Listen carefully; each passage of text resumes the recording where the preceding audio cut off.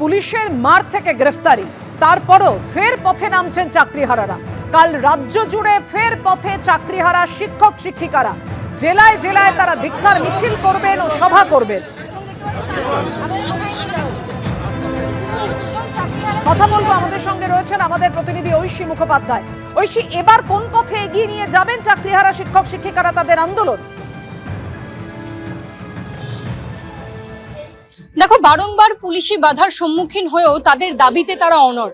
পরীক্ষায় তারা বসবেন না এরকমই দাবি জানিয়ে তারা মিছিল করার ডাক দিয়েছিলেন গতকাল, কিন্তু সেখানেও দেখা গেল পুলিশি বাধার সম্মুখীন হলেন তারা, এবং তারই পরে এখন তারা রাজ্য জুড়ে প্রতিবাদ ডাকছেন জেলায় জেলায় কর্মসূচির আজকে থেকে তারা ডাক দিচ্ছেন। এবং আগামীকাল সেই কর্মসূচি ঠিক কোথায় কোথায় হবে, কোথায় কোথায় ধিক্কার মিছিল ধিক্কার সভার ডাক দিচ্ছেন তাদের কাছ থেকে শুনবো। সেন্ট্রাল পার্কে এই মুহূর্তে তাদের অবস্থান চলছে। আদালতের নির্দেশিত যে জায়গা তাদের জন্য দেওয়া হয়েছে সেখানে তারা অবস্থান করছেন।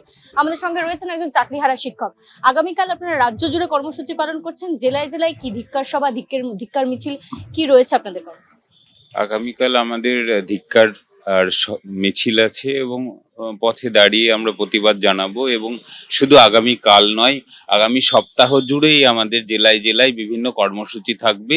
শুধুমাত্র ধিক্কারের জন্য নয়, আমাদের সাথে যা ঘটেছে তা সাধারণ মানুষের কাছে জানানোর জন্য, এবং সেখানে সরকার কিভাবে যুক্ত, এবং আমরা যার কাছে বিচার চাইতে যাই, ছোটবেলা থেকে যাকে জেনে এসেছি সঠিক বিচার দেয়, অর্থাৎ সুপ্রিম কোর্ট, হাইকোর্ট, তারাও কিভাবে অবিচার করেছে আমাদের সাথে, সেটাও আমরা রাজ্যবাসী তথা দেশবাসীর কাছে জানাবো।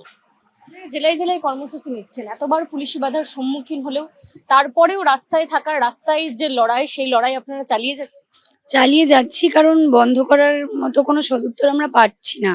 আমাদের প্রশ্ন প্রচুর, মানে আমরা দরজায় দরজায় ঘুরে বেড়াচ্ছি তার উত্তর খোঁজার জন্য। কেউ ক্ল্যারিফিকেশন দিচ্ছে না। যতক্ষণ ক্ল্যারিফাই না করবেন আমাদের আন্দোলন তো চালাতে হবে, দুদিকেই চালাতে হবে, আমাদের লিগালিও চালাতে হবে, রাস্তার আন্দোলনও যেমন চলছে তেমন চলবে। বিজ্ঞপ্তি প্রকাশ হয়ে গিয়েছে, আপনারা কি পরীক্ষায় বসবেন? পরীক্ষায় বসবো কি বসবো না তার আগেও যেটা প্রয়োজন, বিজ্ঞপ্তি এবং গেজেটে যে লুফোলস গুলো আছে সেগুলো ক্লিয়ার হতে হবে। আমরা তো ক্লিয়ারই নই অনেক কিছু, যে আমরা কিছু বেনিফিট পাচ্ছি কিনা, শুধুই আমরা বেনিফিটেড হচ্ছি কিনা। সম্পূর্ণ যোগ্য হওয়া সত্ত্বেও আমাকে দ্বিতীয়বার একই পোস্টের জন্য নিজেকে প্রুফ করতে হচ্ছে। আমাকে আমার বেনিফিটটা তো বুঝে নিতে হবে।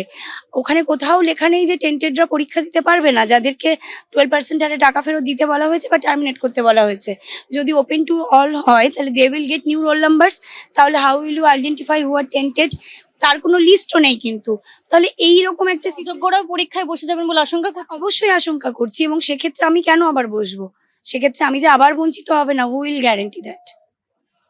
সেই পরীক্ষার মধ্যে এই যে নম্বর দেওয়া হয়েছে এক্সট্রা কিছু, সেগুলো কি আপনাদেরকে কোনোভাবে গ্রেস দিচ্ছে না?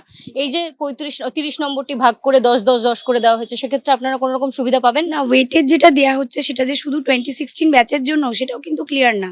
কেননা এখানে আমাদের থেকেও বেশি এক্সপিরিয়েন্স মানে কাজ করছেন as per the year is concern. Contractual teacher আছেন, প্যারা টিচার আছেন, শুধু আমরাই পাচ্ছি না, তারাও পাচ্ছেন।